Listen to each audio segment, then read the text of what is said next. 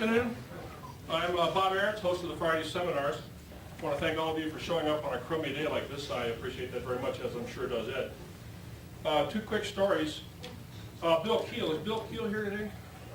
Stopped me. One of the great things about doing the seminars is all the encounters you have with people, both who respond in the email with all kinds of pith and moment, or pith and moment in some cases, and also personally in the hall in the case of Bill Keel. Bill told me that just as he was finishing his doctorate at Arkansas a few years ago, about 6 months before he left, they have colloquia there, of course, like this. They all started about 4 o'clock in the afternoon. Generally, they were done by 5.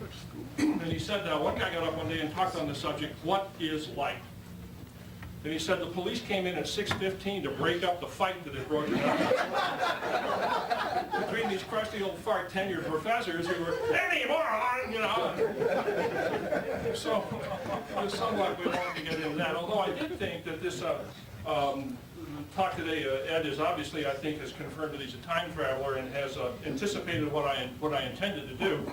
I went over to the Hacienda Cafe today at lunch, and I went over there to, first of all, have lunch, of course, but I was going to buy 6 or 8 small dinner rolls to hand out in the audience so you could throw food at him in the thing. But it turns out today was burrito day or burrito day or something, and they were completely out, so that plan fell through. But I then figured out that he must have known that. So he time traveled over there, bought them all, and so I suppose that in your office there must be a half a dozen. Yeah, they're in my office now. And for those of you who were wondering, is Len Andriozzi really born in 1904? No, he's not. He's sitting here in the front row, and you can get him grief when the time comes. With that as an introduction, I think we'll just go. This is going to run until 5 at least. If it gets to be 5 and you have to leave, of course, please do so. Feel free to do so, but then stick around. This should be entertaining. But the time won't seem as though it's taking that long. Right. This is the time paradox. Once you figure this all out, you can travel back to 5 o'clock. Right? Yeah, good afternoon. Thanks for coming. I will say that we have motion pictures at the end, so if you have to leave, stretch it as long as you can, because we'll show animations later. And Bob is going to testing. Well, let me tell you what inspired me to do this talk.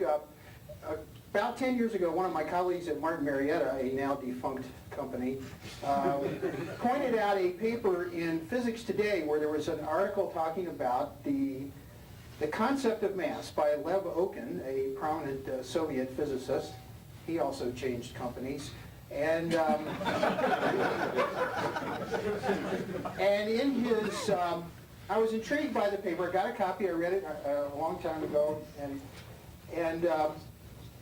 somehow I got interested in rereading it recently. And then Bob, of course, is prominent in putting these talks together, and I volunteered to actually make the investment in time to put a talk together on this subject, not realizing it would take a long time to try to capture the concepts in a way that I understood, and I hope that you will too. But it turns out a revolution has occurred in physics education in the last 15 years or so. Most of us missed it because we have gray hair. I mean, Bob's son is sitting in the front row, and he's been taught the right way. So let me dive into this and keep an open mind. Everything I'm going to tell you I think is true. So Bob, let's go on. So I'm going to talk about 3 things that were surprising to me as I investigated this issue of how relativity is taught to the current generation of students. The first is the issue of mass, and in the teaching of relativity, what is mass about, and how is it taught, and how does it compare with the way it was taught to most of us who were educated before 1985.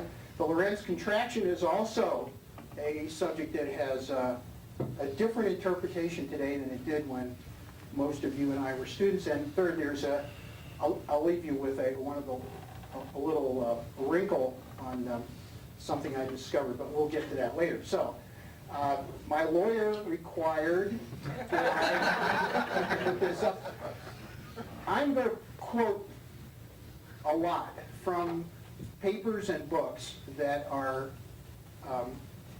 were written by people who really understand this subject. So I'm a courier. Don't attack me if.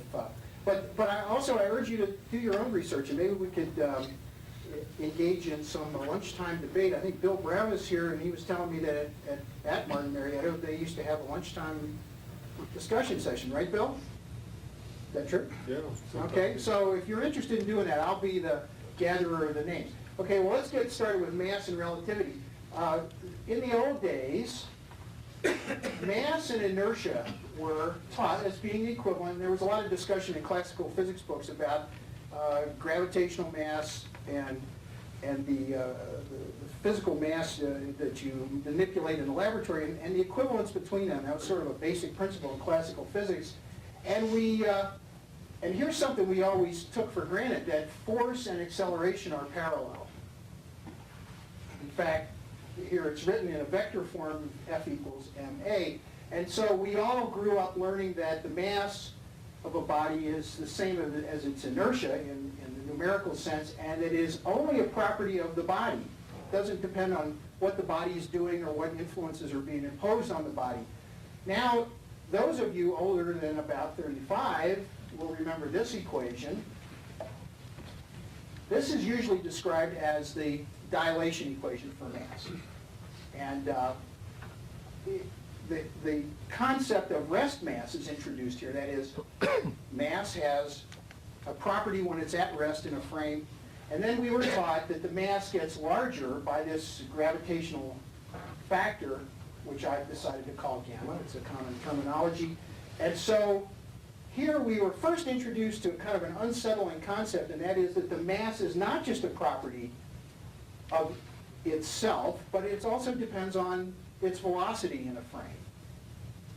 And I don't remember protesting a lot about that when I was a student, but we were taught this, and let me just anecdotally remind you that there's a book I used, and I know a few people here have it. It's called by Iceberg. It's called Modern Physics, I think. And there's a curve in there that alleges to show that mass increases with velocity, and it was done with an experiment I'll talk about later, but essentially they took a television tube and projected electrons through an acceleration and then passed them between two capacitive plates and deflected the electrons and watched the magnitude of the deflection and showed that as the energy of and associated velocity of the particles increased, the amount of deflection you could achieve went down. And they interpreted that as increasing mass of the electrons. Although they did say that it's obvious to everybody that the charge of the electrons is invariant from frame to frame. So keep that in mind as we proceed. I won't talk about that so much. So, maybe some of you can read. I just remind you what gamma is down in the corner here. Now, there's a standard set of formulas, I'll just remind you what they are, for the energy of a relativistic particle, momentum squared c squared plus m squared c to the fourth, that the energy can be expressed as gamma times the mass times c squared, and the momentum looks similar. And it's important right here to look at what happens in the teaching process. If you were an instructor and you had taught classical physics to a group of people, and then you said, now let's look at the relativistic version, it would be very, very tempting to say, well, look, here's the momentum is equal to something proportional to velocity. In classical physics, that proportionality is the mass. So if we do that again here, well, we'll take this product of gamma times m, and we'll call that the mass. And that's where the problem starts emerging. So let's go on. We're going to do a little derivation here to remind you of something I probably never knew, but I was reminded of it recently. Some of you may even do this. The idea here is to calculate the relation between force and mass in a relativistic environment, and so we can't just do MA. We have to keep track of the fact that the mass, and I'm saying euphemistically that the mass increases with time as well. So there's a derivative here of the expression for momentum, so you have gamma mv, and you just spread that out. And then we end up with this derivative here. If we multiply by c squared and divide by c squared, we end up with the time rate of change of gamma mc squared plus this term. Well, I'll remind you that the gamma mc squared is the energy. It's the relativistic energy. So if we're taking a time derivative, we get something that looks like dE dt, and that's equal to the force dot product with the velocity. And if you do a little arithmetic, you get this interesting equation for the relationship between acceleration and mass in a relativistic system. And it's interesting because this is the first place we all, as students, were introduced to the idea that force and acceleration need not be parallel in a relativistic system. Does it matter which time you use? Yes, all these times are proper times in your frame. So now, in your frame, if you apply a force and you have an expression for the, or you measure the velocity, the force and the velocity, the force and the acceleration need not be parallel in a relativistic system. Remember the first slide I showed when we were taught classical physics, force and acceleration are always parallel, which is a nice thing because in classical physics that means the mass is a scalar. It's just a property of the thing you're accelerating. Well, this introduces a whole new realm of complication. So if we go to the next slide, so here I'm just repeating. Force and the acceleration need not be parallel. So here's what we get. Here's the equation. Now, what happens if the force and the velocity are parallel? That is, if the force and the velocity, not the acceleration, are parallel. So Bob, bring that equation up.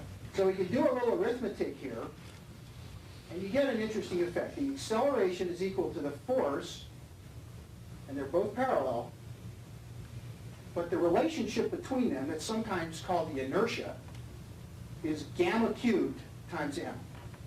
Now I found this in a paper on the subject of how to interpret mass and how to teach relativistic mass, and I thought I saw that and I said, that's a typo, let's get rid of that.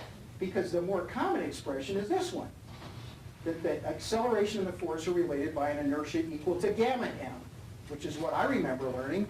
How many of you remember learning that there's a condition under which acceleration and force have an inertia equal to gamma cubed times m? Anybody? I found it in a book that I own as a problem for the student to prove that when the velocity of a particle and the force associated with some kind of an accelerating machine are parallel, the inertia goes as gamma cubed m, which is rather perplexing. And then when the force and the velocity are perpendicular, then we get the more traditional description of relativistic mass, gamma m. So let's go to the next slide. And just to make sure that we're all on the same page on this, when you have force and velocity parallel, the inertia is gamma cubed times m. Think of the poor guys that designed linear accelerators who are trying to make the particle accelerate that way, and they're pushing in the same direction that the thing is already going. So you get gamma cubed, a dramatic increase in the apparent inertia. Whereas when you do the transverse experiment, such as that experiment I talked about earlier, where you take an electron beam and pass it through capacitive plates to try to deflect it, well, it just happens that when you do the experiment that way, you get gamma times m, and that's a very happy circumstance for the guy who did the experiment, Bucherer, back in 1923, because he wouldn't have gotten the predicted result for the increase in mass with velocity had he done a linear experiment. He would have been very perplexed. But because he did a transverse deflection of that electron beam, the experiment and the theory matched exactly. And I'll discuss that a little bit more later. So now we have a relativistic mass. If you allow relativistic mass to be part of your concept of what happens to objects when they are moving at high speed, now the mass depends on how the force is applied. That is, the direction of the force depends on the object's velocity and their direction, not just a property of the mass. And in fact, if you write the equation out for inertia, that's what you get. It depends on the inherent rest mass, a term you all know, the velocity, and the angle between the force and the velocity. So now the mass doesn't depend on just the properties of the object. Its whole environment is involved in describing its behavior. Now it took, oh yeah, and it's fun to plot this out, which I've done. Here's force and velocity, the angle theta between them. To make this sensible, I made this a logarithmic scale. So if the force and velocity are perpendicular, then you're over here on this curve, 90 degrees for theta, and that's the curve that we're so familiar with, gamma m, the way that the inertia changes with velocity. But if you happen to be a poor sap designing a linear accelerator, you're on this curve. And there's a dramatic difference, as you can see, because this is gamma cubed times m. So now, let's go to the next slide. So the student who was introduced to, those of us who were students before 1985, we were introduced to rest mass, relativistic mass, longitudinal mass, transverse mass, and gravitational mass, which is too complicated to even think about because it turns out the gravitational mass depends on things that we haven't even talked about. So, for whatever reason, there's been a revolution in the teaching of relativity. Now we teach that the mass is the same in all frames, and it makes more sense, and it's more right. You can always take, I think I was talking to Steve Jordan about this, you can always take the mass, a number of whatever, kilograms, and multiply it by gamma and say that that's somehow physically significant, but I hope to show you that it's no more significant than taking the cube root of your age. You can do it if you want to, but it doesn't mean anything. And the problem has been that to convey to the student the concept, for example, of momentum, people wrote down P equals V times a thing, and that thing is the mass. And it's the wrong way to think about it. It's now modern texts present this as the mass is the same in all frames. There is a relativistic effect which cannot be denied. It's there, and here they are captured. Well, let's go on to the next slide. Sanity now rules. Inertia increases by a relativistic factor. It depends on the properties of the body and separately the magnitude and direction of the forces. So once again, we get this gamma cubed m for parallel velocity and force, gamma m. Here's, well, sorry, go ahead, because I want people to see this. This is from Taylor and Wheeler in Space-Time Physics, a book that was one of the first books to present this correctly. It's still in print, and of course Wheeler, he's still alive, and he was Feynman's thesis advisor, if you can imagine that. Feynman's been dead for 12 years or something, and Wheeler still goes. But let me read this to you, and I apologize because there's a few more passages like this, but perhaps you can sense in my voice where I'm really trying to emphasize, ouch, the concept of relativistic mass is subject to misunderstanding. That's why we don't use it in this book. First, it applies the name mass, and they talk about the 4-vector that describes the properties, to a very different concept. Second, it makes the increase of energy of an object with velocity appear to be connected with some change in the internal structure of the object. In reality, and this is the most important sentence I will show you, in reality, the increase of energy with velocity originates not in the object, but in the geometric properties of space-time itself. The mass doesn't change. There are no more atoms. The properties of those atoms haven't changed. If you observe a high-energy particle passing through your rest frame, it has the same mass as it does if it was standing still. Let's go to the next. Here's Adler. And Adler, I have to say, was one of the influential people in writing for the physics and teaching community in the American Journal of Physics in 1987. And he says relativistic mass is a concept in turmoil. And he introduces an interesting thing that hadn't really occurred to me. Unless one goes all the way and introduces the transverse mass and the longitudinal mass, you are actually tricking the students into believing that they have an understanding of the subject. And here's why there's a trick. Well, it's easy to trick the students. They're very naive. And the reason there's a trick is that every book talks about the limit to velocity of a particle. You all remember that. They all say, well, gamma m describes the relativistic mass, and we can look at just the algebraic formulation of that, and it's obvious that as v approaches c, that product goes to infinity. What they didn't tell you is that that velocity is this way, and the force that would make it accelerate is that way. And so applying a force perpendicular to the velocity doesn't accelerate it in that direction at all. It's a subterfuge in virtually every book published before 1985. And I'm happy to see that that's been exposed. That fraud has been exposed.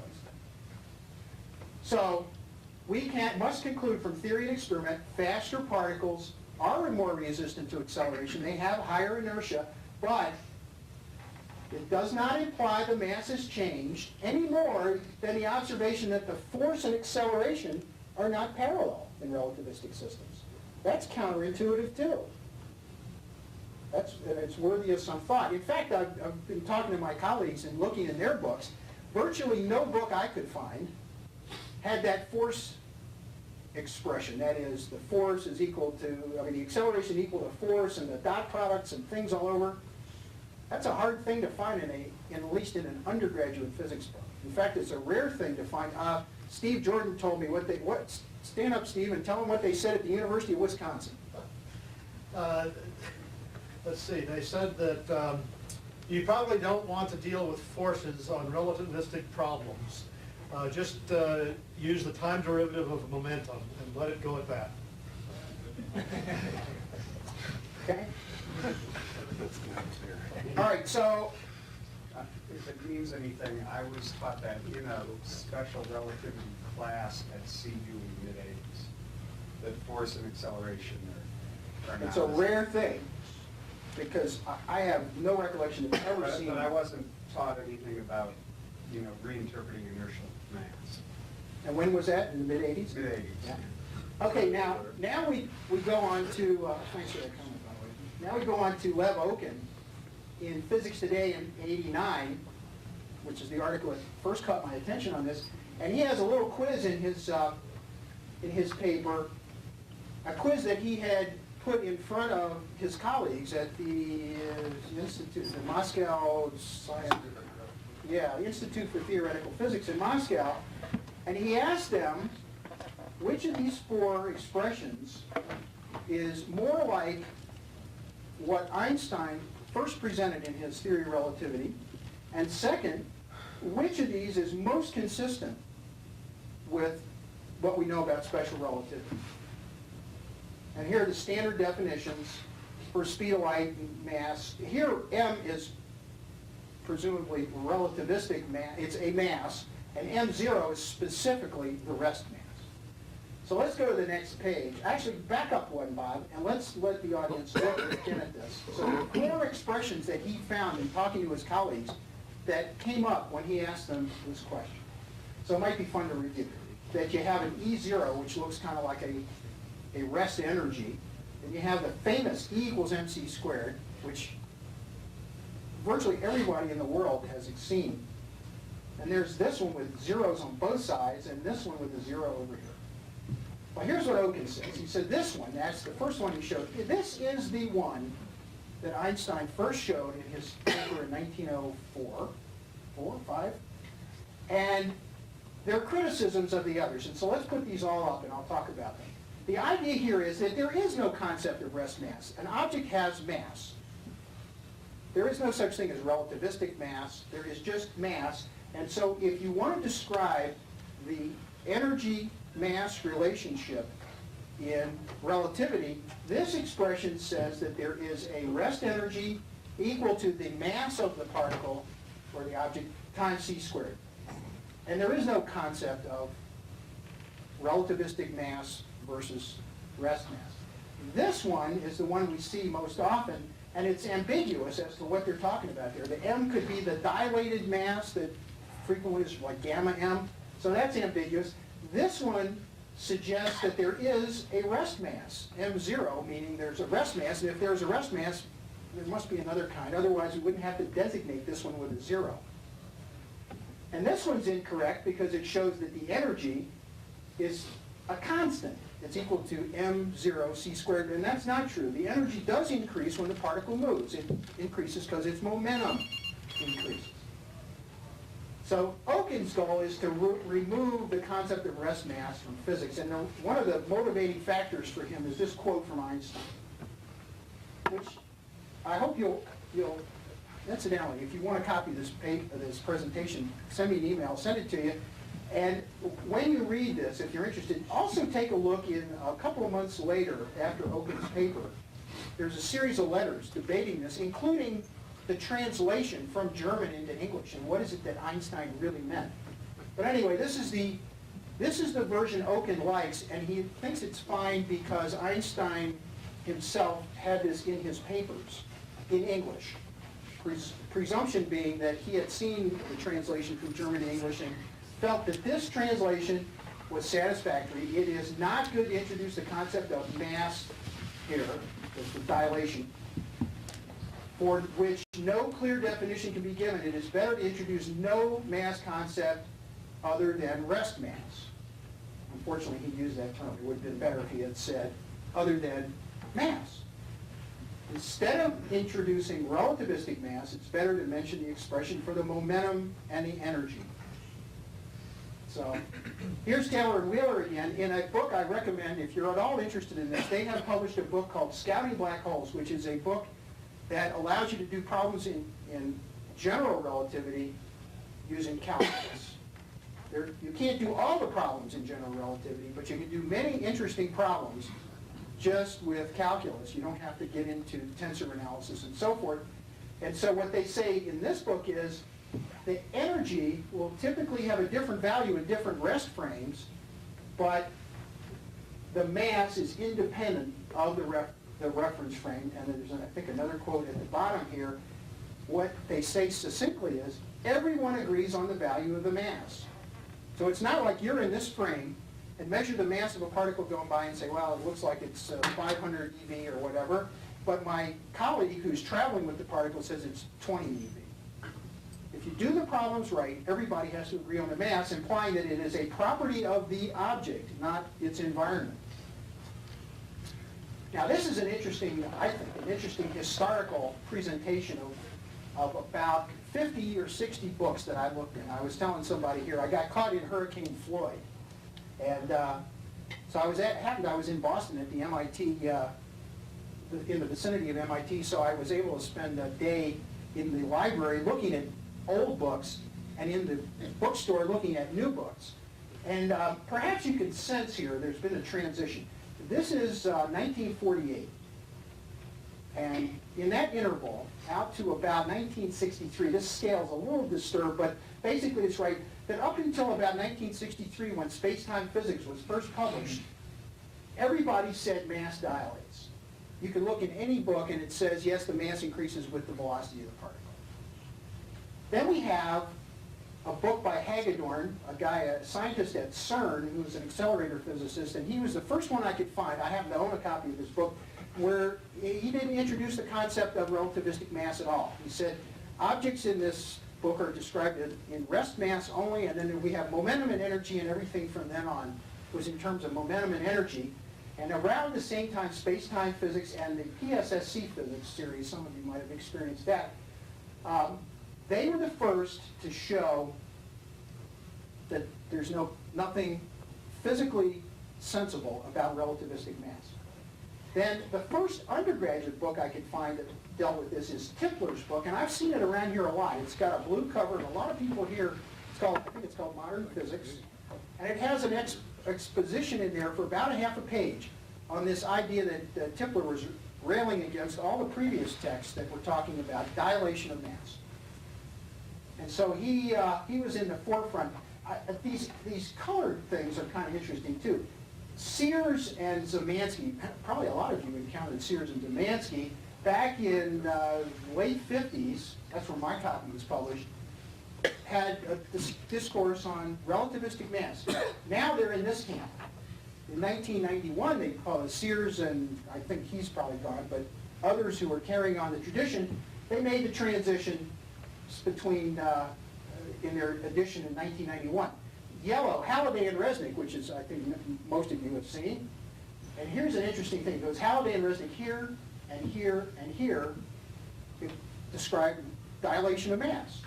The new edition, which has a co-author, Gerald Walker, who used to write for Scientific American, who's a younger scientist, and now they're in this camp. No, there is not dilation of mass, and they invest a half a page explaining why that concept of mass changing in moving frames is the wrong way to think about things. And then my favorite is Marion, because I was a student of his. Jerry Marion published Classical Dynamics. A number of editions have occurred. He died in about 1975, but the modern edition, once again, has a very nice explanation of this. If you have access to a modern copy of Marion's Classical Dynamics, you might want to read that, because he talks about the old-fashioned and the new-fashioned way of discussing these problems, and explains why there is a historical imperative associated with E equals mc squared that kept people embracing this idea that mass actually changes in moving frames, and now Marion's co-authors have dropped that idea. So there's, and you can see what happened here in kind of the early 80s till about, about 91 or 92, what I would call the engineering or physics major type textbooks for undergraduates have now given up the idea that mass changes with velocity. There are a few outliers here, and these are mostly semi-popular books, but I have to admit, I excluded from this discussion any book that didn't have equations in it. I mean, if it was a book for the general public, I didn't include it. So these are still technical books, but they might be, for example, Relativity for an engineer who is doing adult education or something like that. So they're technical books, and some of them still maintain that mass dilates. Now, there's another area of interest, and that's the Lorentz contraction. All the books I know of that I learned from showed that objects are reduced in length, physically reduced in length when they're moving at relativistic speeds. And that was taught consistently from the invention of relativity until 1959, I think. 50 years went by before some light got shed on this subject, and Marion, happily for me, it makes me a little prouder, that Marion's book is the first one to introduce the idea that objects don't shrink, they rotate. And in fact, here's a quote from Jerry Marion. The statement that a moving sphere appears as ellipsoid is incorrect. When it goes by, it looks like a sphere. Now, he was using work done by Terrell, who independently, from Penrose, both at about the same time, 58 and 59, started thinking about the problem of what objects look like when they're moving at relativistic velocities. And so I urge you to take a look at those papers, and Victor Weisskopf also published on this subject. But the controversy didn't end just because some smart guys did the paper. So the issue is, when a relativistic object like a sphere goes by, does it look like that or does it look like that? And if you paint a line on it, what happens? Marion says, so let's go to the next slide. This is a top view of a cube going by. Here it is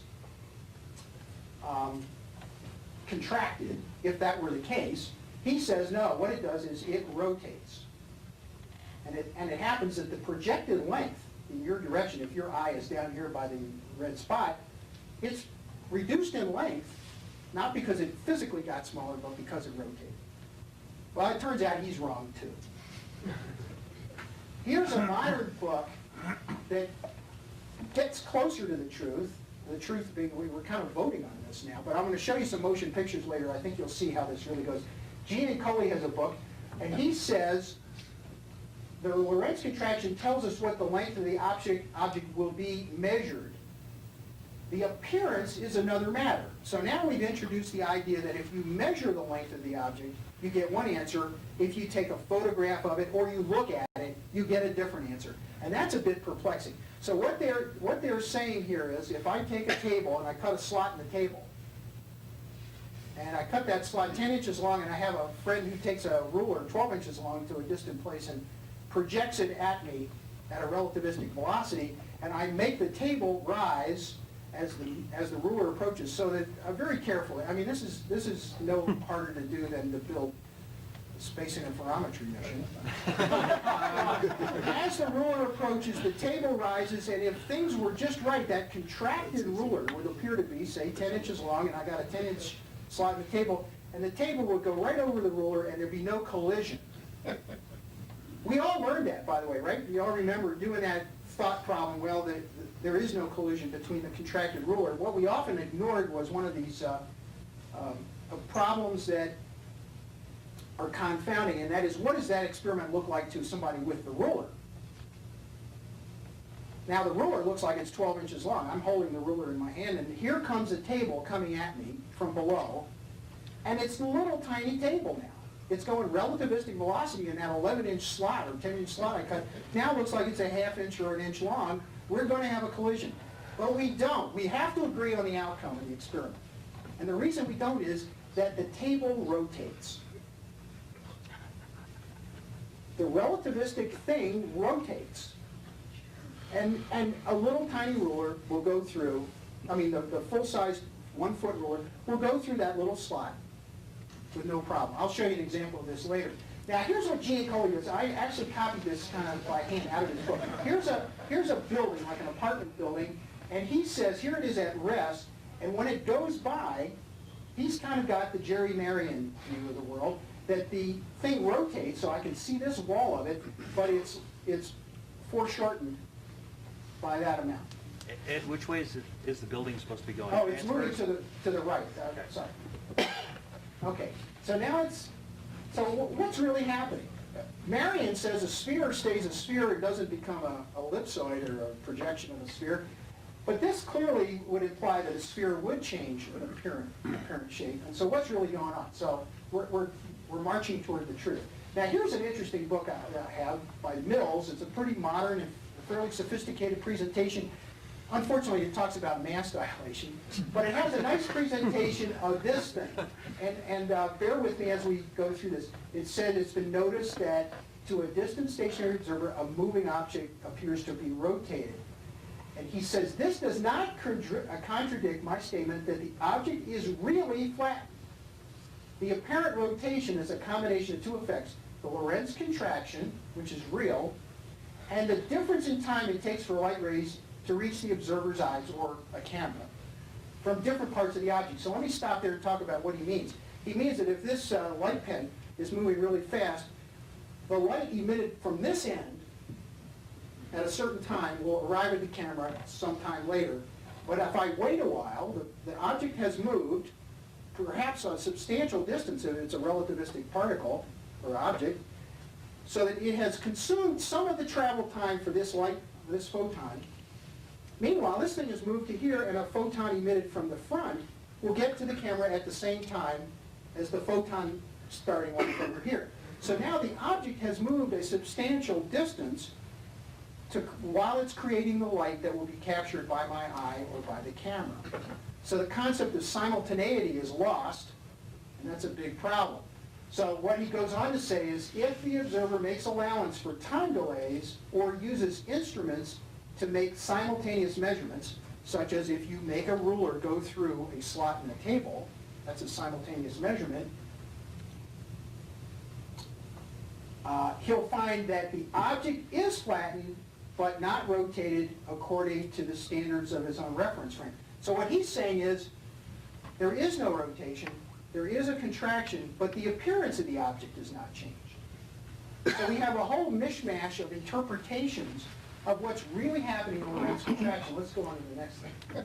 These are the books that talk about a combined rotation-contraction process, and they're all pretty modern books. Most of the modern books on modern physics or relativity fall into the realm of saying that the object is physically smaller but appears the same size because of this non-simultaneity of the emission of the light that gets caught in a photograph. Now here's an example I got out of Popular Science. But this is actually an interesting article. It's from a group at the University of Illinois, a group of computational relativists. They do computations of ray tracing in relativistic systems. And what they've drawn here is a network of balls and bars that form a uniform rectilinear grid of cubes. So these four objects and their neighbors form a cube. And we're going to go down the center of this grid. So there's zero velocity. Here we are going to half the speed of light, and there's not a dramatic difference except this bar is this bar. You begin to see things that were above your head now appear in front of you. So let's go to the next page. Here's at 95% of the speed of light. You can see an obvious difference. The interesting thing here is, this is 99% the speed of light.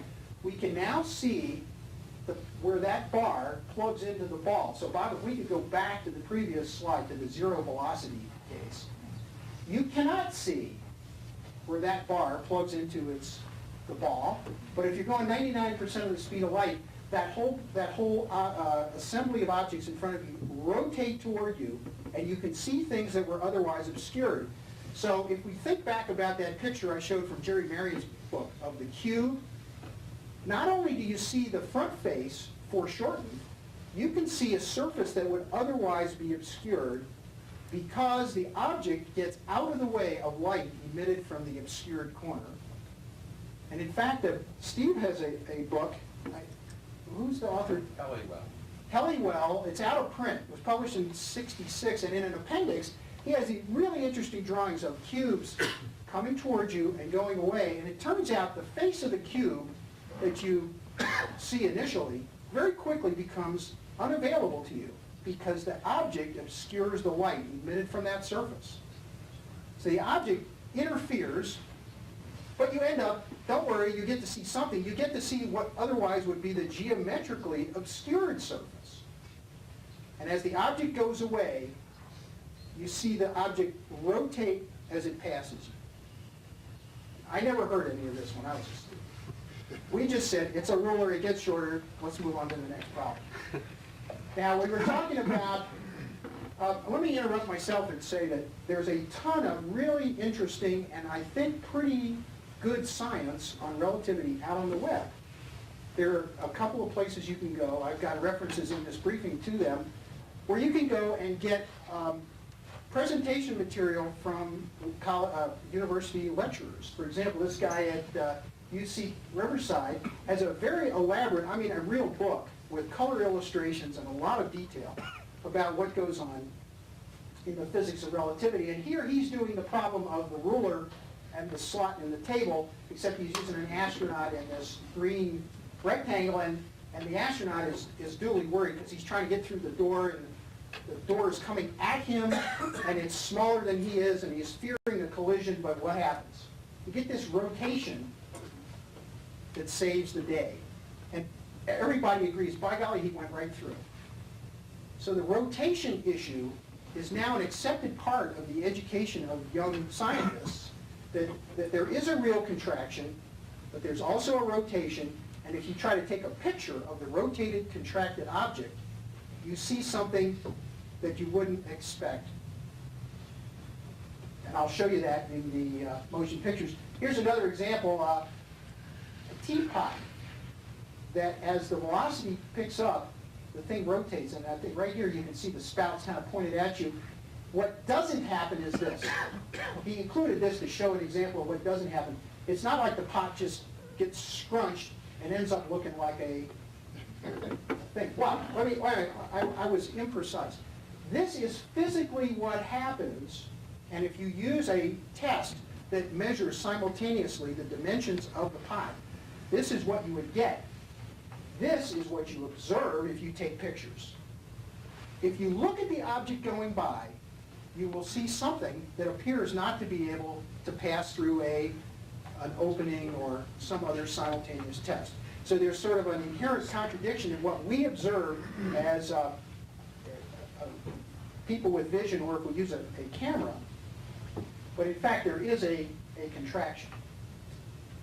Okay, well before we show the movies, this is one last little thing. Most everybody I know thinks that all kinds of atomic bombs are described in their performance by relativistic effects, and it turns out not to be the case. Fission bombs are entirely the result of electrostatic energy release between the protons, which is kind of a mysterious thing to me. Bob Serber wrote in 1941 or 42, wrote the Los Alamos primer. So if you were a new scientist and you arrived at the Manhattan Project, you would go take a lecture from Serber, and there's a annotated version of Serber's book, published in '92, where he talks about this, that it's all just electrostatic energy in a fission bomb. can calculate how much energy do you have to invest to take two protons and make them stand really close together, and then bring others in until you construct a uranium nucleus. And that's just fine for calculating the energy release that you get in a fission reaction. All right, let's go on to a couple more things and then we'll show the movies. So in the presentation, here's some references out on the web you might want to look at, including this one, which is says obsolete, but still available from the Australian National University. This is the source of the movies I'm going to show you.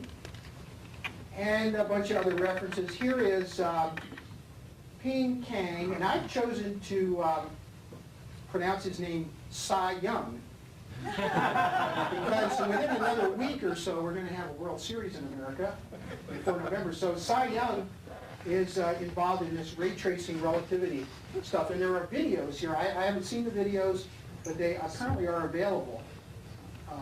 So you might find those interesting. And then this is a list of books that I looked at, and it has the little indication here of how they voted on yes or no on mass dilation or rotation of relativistic objects. So let's drop that off, and Bob, why don't you go ahead and run Newton here. Can I mention something? Sure. When I took this relativity class, we did learn about the rotation, and I believe we called the rotation a, Penrose, Terrell. no, it was a lifetime effect, I think is what we called it. Some of the books talk about a Penrose-Terrell rotation. I think serious relativists use that term to talk about these effects. And in fact, I was reading something today that talked about our observation, the apparent position of things on the surface of the sun is actually moved because of this effect. That because and now you're talking about general relativity because there are masses, large masses involved, but the apparent position of things on the sun is not where they appear to be. The apparent position is where they appear to be. The real position is someplace else. Well, let me tell you about this movie before Bob plays it. This is a first in a sequence of films. They're relatively simple. There's a speed limit sign there. This is appropriate for this kind of a talk. And a building. And I want you to take special note of the clouds. Now, this is the first film, has no speed limit. This allows an accelerating car, I guess, to just keep accelerating. And you see, of course, the road passing below you as it normally would. Here comes the sign. Now just take note, the clouds aren't moving a lot, and that's pretty typical. And the idea here is that you have a field of view in front of you. You can look to the side just enough to see the... You're on the wrong side. Well, this is from Australia. Right. So nothing dramatic going on here. Now we're going to introduce the concept of a speed of light limit, and this introduces what they call aberrations. Same experiment, except now you'll be able to watch gamma, which is 1 here. Now look at the clouds. And look here, you see an opening in the clouds that was above your head in the first, but you never saw it. Let's just play it all the way through, and then we'll come back and go through it and stop. Now, here we're going 80% of the speed of light. Now look here, things over here are starting to warp, and now right there you're seeing a wall that was invisible to you. If you're just driving down the road, looking ahead, you pass that and never see that surface. So once again, now Bob, when the speed limit sign gets close, why don't you let it do its thing and then we'll stop. Now it's starting to bend, but also notice you can now see the backside of the sign. So what we're seeing here is that things approaching you, and you saw that in those still photographs too, that grid of balls and bars, as things approach you at high speed, they rotate towards you. The other thing to notice is this is above your head. This was unavailable to you just in the first experiment. And now, as we come down here, once again, you can see that wall of the school or post office that you never had available, and look at that. And you're way past it. And you are, oh yeah, good point, thank you, Yura. Here is a little sketch of top view. Here's the building, and here's the observer. Now, how does that happen? It's because the space around you has changed shape, and the light rays that were emitted by this surface before you got to where you are now finding their way into your eye. And also keep in mind that some things that you could see before, when there was no speed limit, are now obscured. So there's conservation of entertaining view. But an interesting problem for the observer is that the concept of rigidity of objects is lost. Everything bends. Okay, now this is aberration still. Now let's play let's go through it again, just to get a sense here, once again. And also notice the clouds appear to be moving away from you. Distant objects appear to move away, because the space above you is rotating down in front of you, and I'll show you in another example. It's not that they appear to move away, it's that they appear to get smaller angular size. Thank you. They are being projected into a smaller angular space in front of you, and you'll see that more here. Now we're going to include the next increment in this analysis, which is the Doppler shift. So you'll see colors start to change. The geometry in this one and the previous one are the same, but you see we're shifting out. So there's some redshift going on. Well, we're going really fast. So now if you put this all together, well, yeah, and I'm a little confused about that, but that's all right. It's blue in the front. It's blue in the front. So now, I have to admit, there are 4 films in this sequence. I thought I understood the first 3, but there is a wrap-up film that alleges to capture everything at once.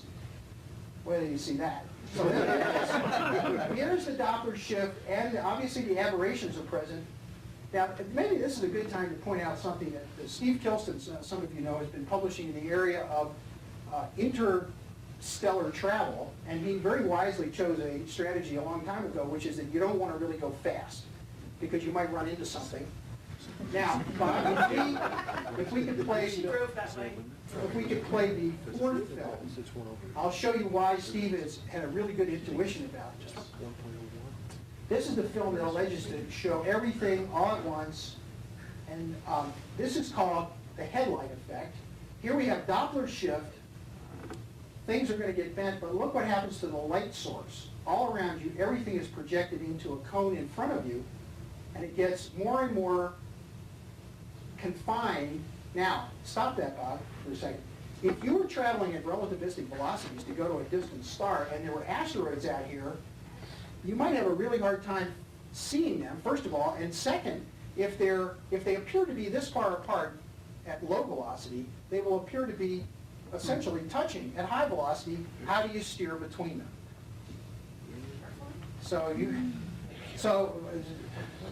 But anyway, go ahead and let that slide along. So eventually you get to this situation when you're traveling at high speeds, like 93% of the speed of light. All you see, any light around you appears to be in front of you, at least in the direction of your travel, and all the space around you is warped and curved in exotic ways. Let's see. Let's run that one again, just for once again, you see the clouds appear to be moving away because, as Steve points out, they're being forced down into a smaller and smaller cone, and all the light is too.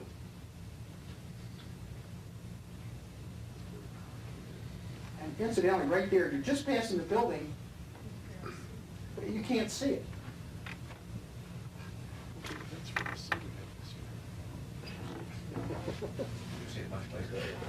You see, well, you don't see it simultaneous with your physical passing of it. Okay, let's see. Well, there's a couple of more movies that we're almost out of time. I'll tell you what, let's terminate the movies for now, and I'll say I'm done. If you want to come up and play with the other movies, I welcome you to do so.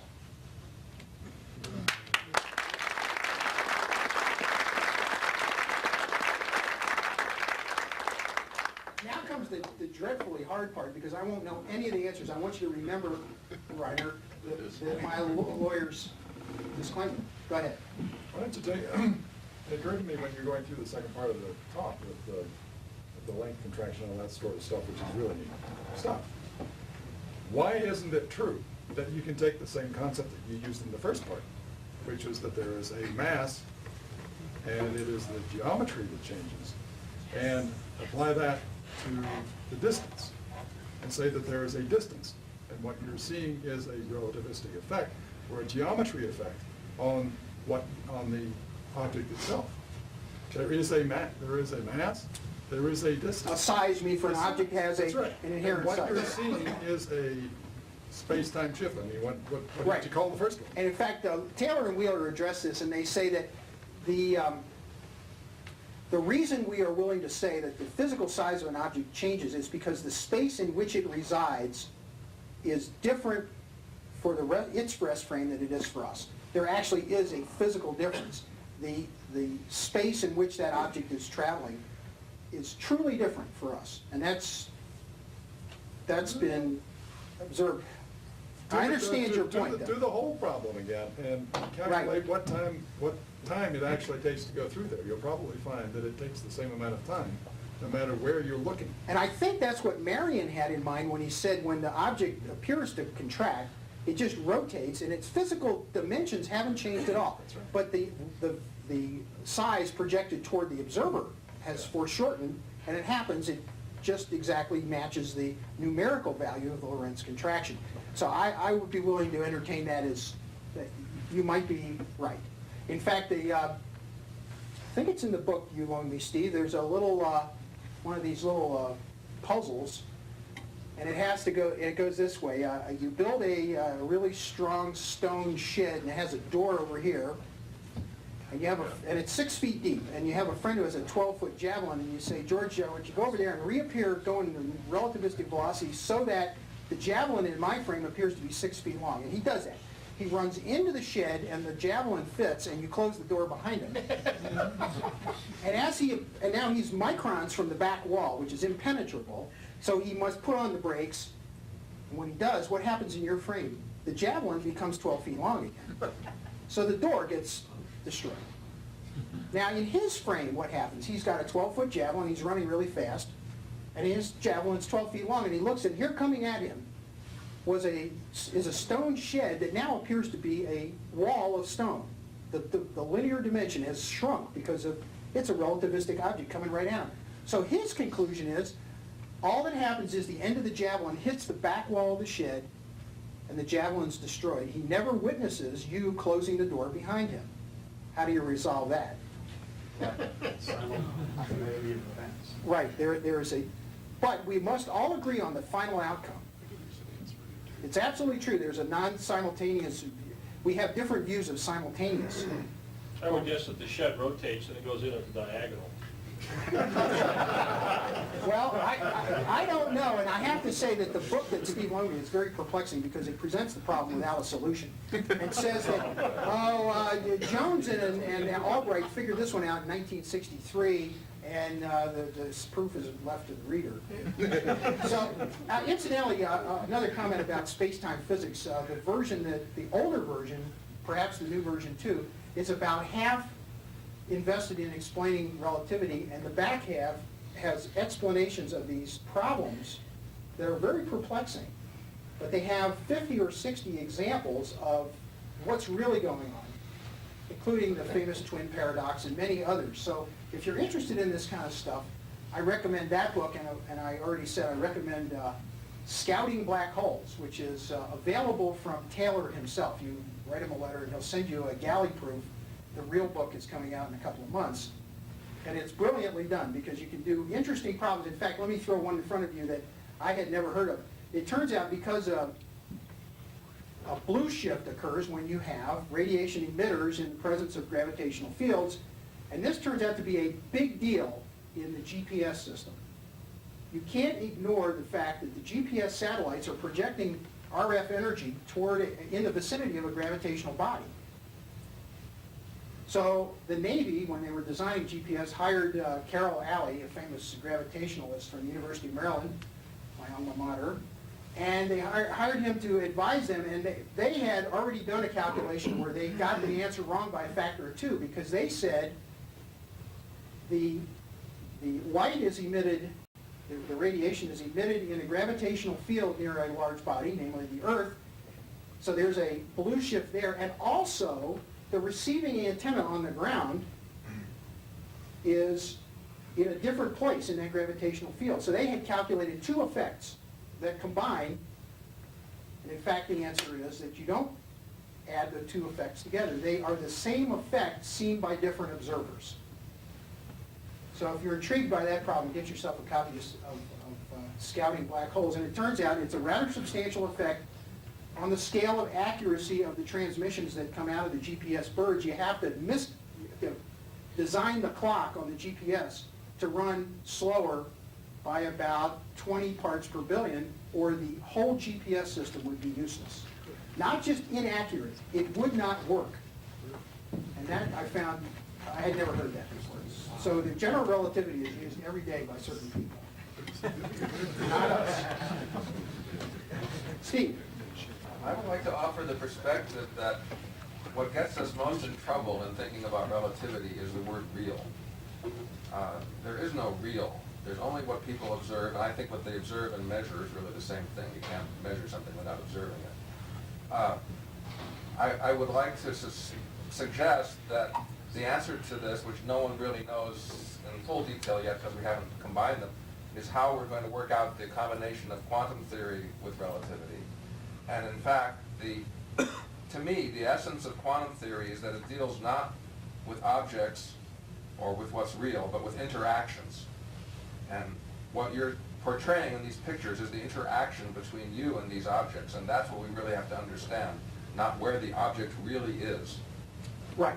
And what concerns me is that all of us were able to master, at least mechanically master, special relativity when we were undergraduates using nothing more than algebra and maybe a little calculus. My concern is that the real solution to quantum gravity and some of these other things will always be out of the reach of anyone other than an expert, because the mathematical formalisms are so complex. For example, if I asked this group to get together and try to predict the shapes of that speed limit sign that went by, we would be troubled, because it's a complicated shape. Probably complex too. It's probably imaginary. But the idea that I'm trying to portray is that, is it possible that we can even understand this mathematically, given the skills that the normal human is able to acquire in 20 years of education? And I don't think so. I think many of you have seen the book Gravitation by Wheeler and Thorne and Misner, and as soon as you open it, it's a big trouble.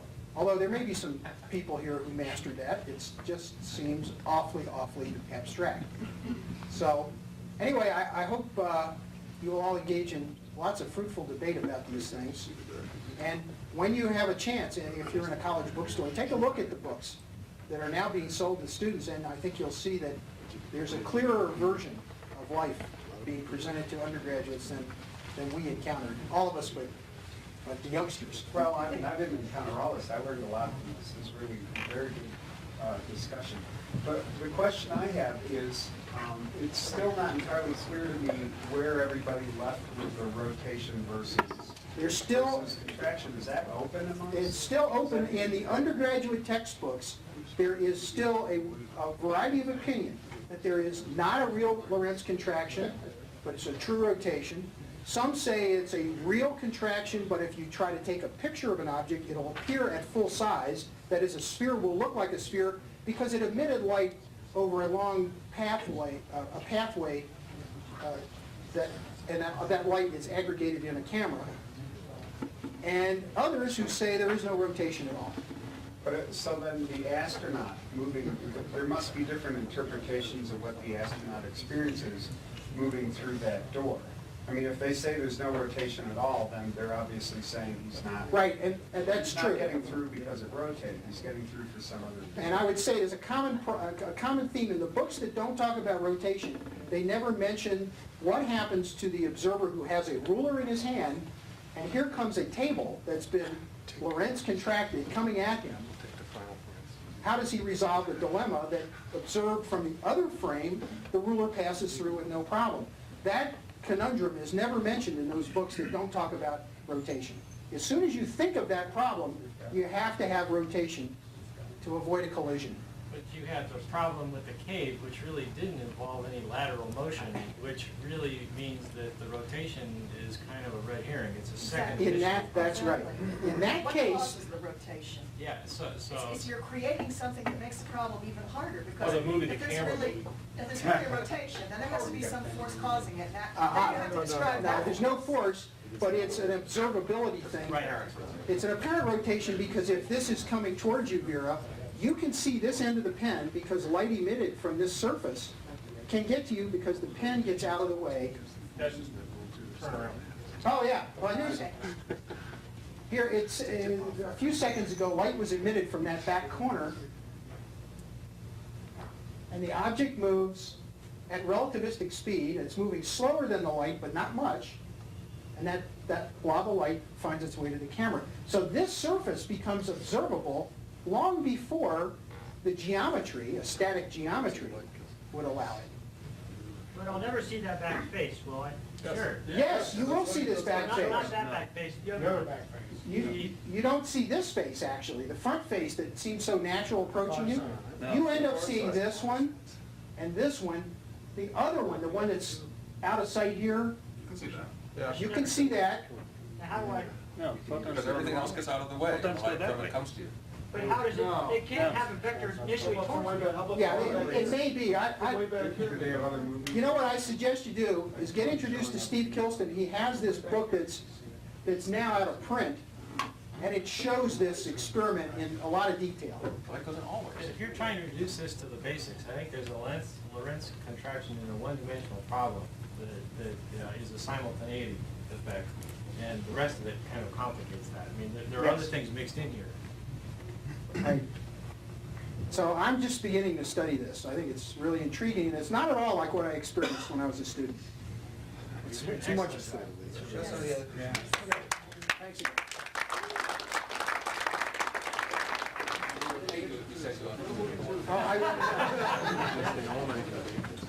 Yeah, this one's a complete mystery to me. It alleges to show the direction in which light travels at different speeds. Relative to the speed of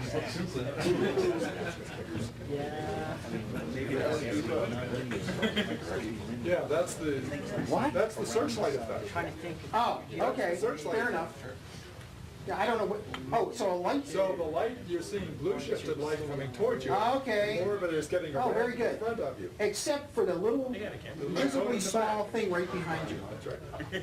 And you can see it's getting darker too, because the density of light is Right. less in the side and backwards directions. That's why those later films got dark on the Oh, side. yeah. Not just red shifted, but. Right, well, there was no light coming from there. Well, it's No low observable- density. Well, no, it's not that it's coming from, not coming from there, the density of it is low. Yeah, see, those arrows are Oh, not closely packed. Yeah, In the okay. backwards direction. But they are brighter Yeah, here they're real bright up front. and very dim here. If that particle becomes a block, then I'll never see that bottom red arrow, is that correct? Yep. Yeah, I think that's true. So I'll never see that back, there's one face that I'll never see irregardless. Yeah, I There think is that's one probably, place, one point. there's one You'll point. never see. Or a face that becomes unnecessary. Now, what else have we got, Bob, that we haven't shown?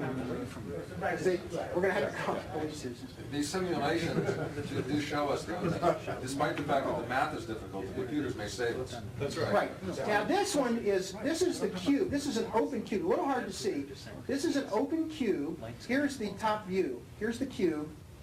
No, here is the observer, and here's the cube coming, I don't know.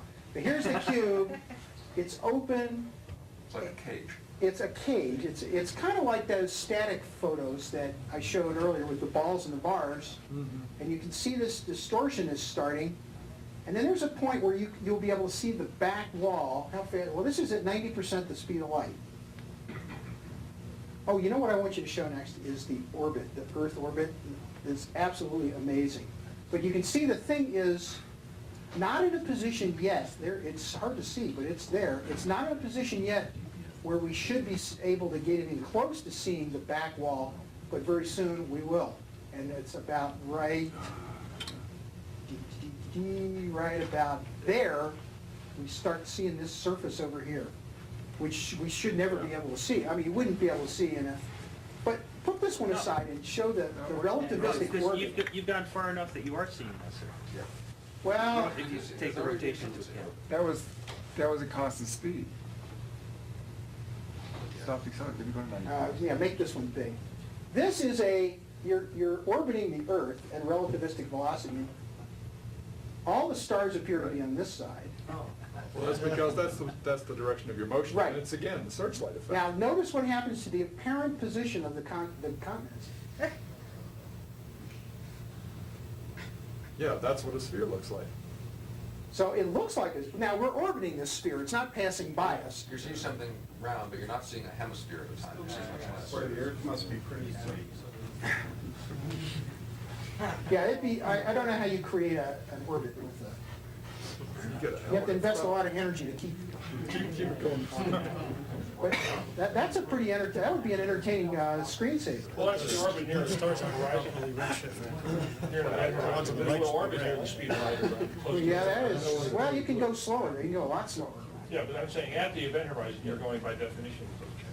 Well, anyway, there's a whole series of these films available from that the Australian site, and we ought to grab them now because they're in the dead letter file, the obsolete file.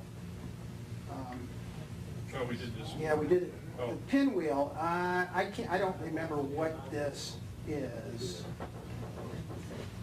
So thanks to the guy in Australia who did this.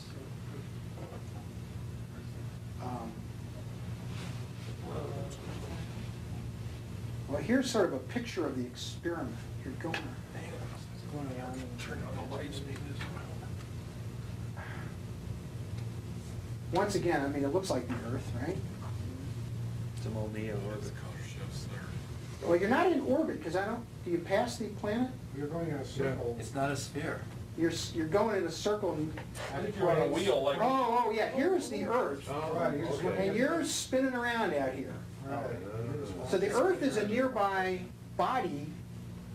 Now, whether this is general relativity correct, I don't know, because of course now once you introduce masses in the problem, you can't use special relativity. The Earth isn't. Well, the Earth is not a Oh, look at this now. At this point, you should not be able to see the Earth. right. Because, Even when you're at the far side of it. right. I think. But the light that was emitted some time ago Yeah. Catch up with. is now available to you. My interpretation of this is that you're facing the Earth all the time. Yeah, You're just going yeah, I around guess the that's circle right. That's on one side of it. And that's what's causing the stars to move. There are a bunch of stars over here, and then they'll all appear to be over here. But as Steve points out, the appearance and the reality are quite different. There is no reality. It's like a first date.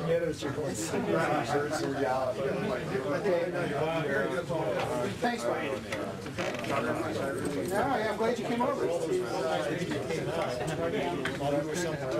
why don't you, I'll tell you what, why don't you do this? Thanks.